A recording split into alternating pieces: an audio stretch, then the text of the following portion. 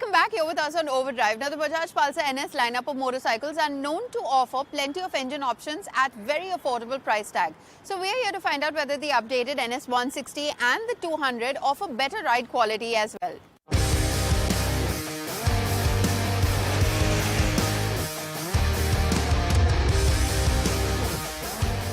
The NS200 had already gained 1 horsepower when the BS6 transition happened. The updated engine is compliant with the new OBD2A emission norms, so no problems there.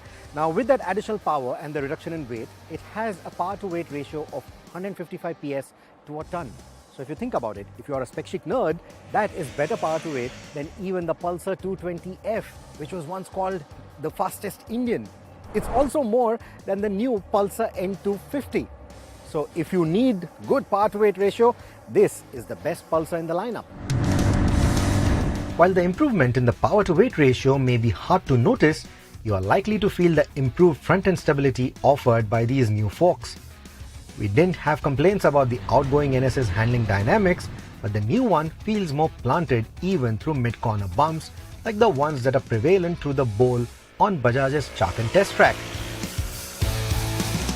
The lighter wheels also make for slightly sharper turn-ins, and the new forks complement that attitude. But going hot into the corner can make the front feel skittish. The rear suspension could have done with a slightly stiffer setup too. The improvement in handling is a lot more noticeable on the NS160, and as before, its motor feels peppier than the 200 when it comes to initial or low-end power delivery. Both these engines are peaky though and love to be ridden at the limit, and the new handling package complements that approach. So while the upgrades seem minor, anyone who loves the Pulsars for the handling dynamics will appreciate the efforts put into improving the NS. Have they done enough though? Maybe not. The new NS line still leaves one wanting for a slipper clutch and a few more things. Honestly, I have a bit of a soft corner for the 200 NS, for the way it handles, for the way it rides, but then we have to go nitpicking. Like I remember right from the first 200 NS that I rode up until the new one, I've always felt that the brakes could have been better, especially the front brake. Under hard braking, it often goes a little too hard. This is even true for the non-ABS variants.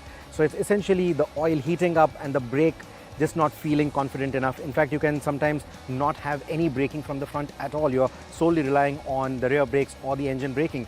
That front just goes very hard. There's probably maybe a millimeter of travel at the most and just doesn't work. And unfortunately, I've seen that happen even today at the track with the new 200. So I think they ought to have fixed that.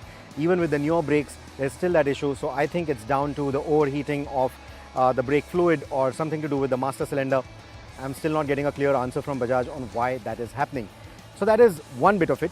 The other bit, I think they ought to have gone with LED headlamps now. Come on, we are in 2023. Yes, I know that usually these headlamps in our kind of conditions, they work better than LED headlights, but going with the market requirement, going with what the rest of the competition is doing, LED headlights should have made it to this motorcycle by now. And I think it was also high time to do the Infinity console that they're doing on the other Pulsars. Even the cheaper N160 gets it, but the NS160 or the 200 doesn't. So they should have definitely gone with the newer console. And I think there could have been a few quality improvements as well. Like for example, this rear foot peg, we know it's flimsy. We've seen it on the previous NS as well, that it tends to go loose after a few years. You can already see a bit of play there. It tends to go loose, starts making those rattling sounds. It's not a very good feeling, so that should have been improved. And what's with that side stand? They should have definitely improved that. That exposed little nut that you see on the side stand, I don't know, it just doesn't fit in there. It looks like it sticks out like a sore thumb. They should have definitely improved on that as well. So these few things ought to have been done now that the NS is sold. Despite these shortcomings, the NS200 remains my favorite in the Pulsar lineup. Maybe it's just me, but this is one bike on which I don't care about the lack of some new age equipment.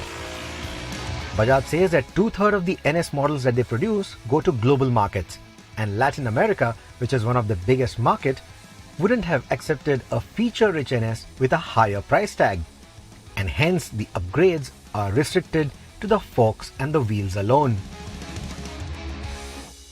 They could have done more, right? Yeah, At least in terms of design, they could have done better. I agree. I mean, that design is sort of aging now, but I don't know, man. After riding the motorcycle, it just ignites those old memories of, going up and down Lavasa, Mutha Ghat, and then really gunning for it. It still has that charm. It still delivers, right? I mean, the handling is just amazing. Yeah, the on the spec sheet, the upgrades with the forks might seem a very small upgrade, but then when you ride it, there's a huge difference in the performance. The overall riding dynamics has changed. The handling has improved. There's Front end feels so much more confident. Yeah. There's a big bump in the overall handling of the bike. I agree. I mean, it still lacks a few features when you look at the competition or even its own siblings, right? But then again, if you simply want a bike that is mechanically sound, you don't really care about the frills of Bluetooth and LED headlights and a very fancy looking instrumentation, etc. You want a motorcycle that gives you that on-tap power in this segment. You want a motorcycle that handles really well, is very stable through corners, stable on the highway, etc. I think this motorcycle still delivers. I think it's still my cup of tea. With that, it's time for us to wrap up this week's edition of Overdrive. But remember, you can stay in touch with the team through Facebook, Twitter, as well as YouTube. And you can follow our latest updates on Instagram. We'll see you next week. Until then, goodbye. Many thanks for watching.